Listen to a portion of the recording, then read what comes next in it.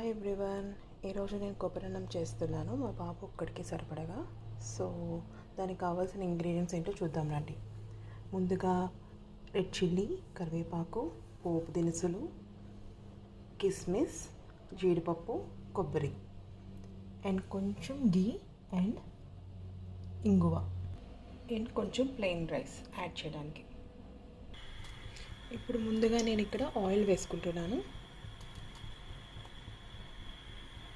Next కొంచెం గీ add చేస్తున్నాను.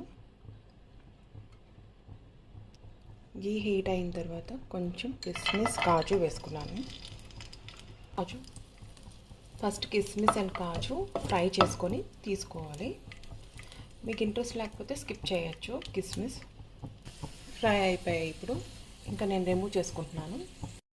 ఇప్పుడు నెక్స్ట్ సేమ్ ప్యాన్లో రెడ్ చిల్లీ, కరివేపాకు, గ్రీన్ చిల్లీ అన్నీ వేసుకుంటున్నాను. పోపులు శనగపప్పు, ఆవాలు, జీలకర్ర,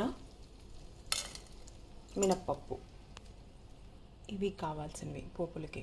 ఇలా మంచి కలర్ వచ్చినంత వరకు ఫ్రై చేసుకోవాలి. నెక్స్ట్ టేస్ట్కి తగినంత ఇంగువ యాడ్ చేసుకోండి,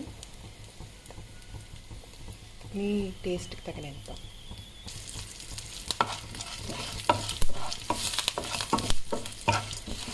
ఇప్పుడు కోకోనట్ యాడ్ చేస్తున్నాను.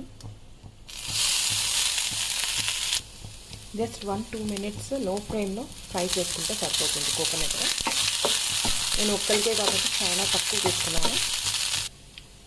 ఇప్పుడు సాల్ట్ యాడ్ చేస్తున్నాను.